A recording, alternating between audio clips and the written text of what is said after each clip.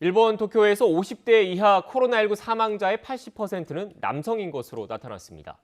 일본 정부는 백신 접종이 늦어진 원인 가운데 하나였던 복잡한 신약 승인 조건을 완화할 방침인데요. 도쿄 연결해서 자세히 알아보겠습니다. 이경아 특파원. 네, 도쿄입니다.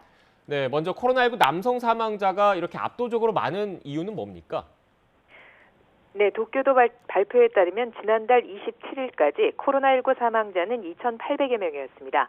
이 가운데 50대 이하 267명을 놓고 성별을 분석해봤더니 남성이 81%, 여성이 19%로 나타났다고 아사히 신문은 보도했습니다. 중증 환자 역시 비슷한 경향이 나타났습니다. 하루 중증 환자 수가 가장 많았던 지난 8월 28일의 경우 297명 가운데 남성이 76%, 여성이 24%였습니다. 코로나에 감염될 경우 중증으로 발전할 가능성을 높이는 비만과 당뇨 등의 질환을 남성이 상대적으로 많이 갖고 있기 때문이라고 이 신문은 분석했습니다. 일본 기타사토 대학 연구팀이 지난해 1월부터 11월까지 미국 코로나 환자 2만 8천여 명을 분석한 결과를 보면 상관관계가 뚜렷합니다. 65세 이상, 남성, 그리고 당뇨병과 비만, 이 네 가지 조건 가운데 3개에 해당할 경우는 입원 확률이 16배, 4개 모두일 경우는 19배까지 높아졌습니다. 이런 결과에 대해 연구팀은 비만과 당뇨가 면역 기능을 낮추고 내장 지방이 늘면 폐활량이 떨어지는 등 위험을 높이기 때문이라고 설명했습니다. 네, 코로나 확산이 어느 정도 진정되면서 일본 정부가 의료제도 정비에도 본격적으로 나선 것 같습니다. 네, 그렇습니다. 일본에서는 코로나19 백신 승인이 미국 등에 비해서 2달 정도 늦었습니다.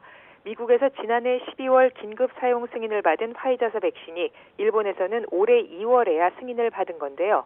그 이유는 당시 세계 약 4만 명을 대상으로 한 화이자사의 임상시험 결과에 일본인을 대상으로 한 자료가 없었기 때문입니다. 이 때문에 일본 국내에서 별도의 임상시험을 진행하느라 시간이 더 걸려서 긴급한 상황에 대응이 따라가지 못했다는 지적을 받았습니다.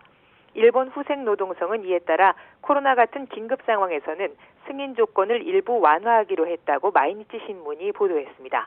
안전성 심사는 종전처럼 엄격하게 하지만 유효성을 입증할 자료의 경우는 다 갖춰지지 않더라도 일단 승인을 내줘 빨리 사용할 수 있도록 하겠다는 겁니다. 또 대형 사건 사고에 투입돼 온 정부 재해 파견 의료팀의 임무에 코로나 같은 전염병 대응을 추가하는 방안도 검토하고 있습니다. 일본 전국에서는 어제까지 사흘째 신규 감염자가 1,000명 아래를 기록해 불과 한 달 새 10분의 1 수준으로 줄었습니다.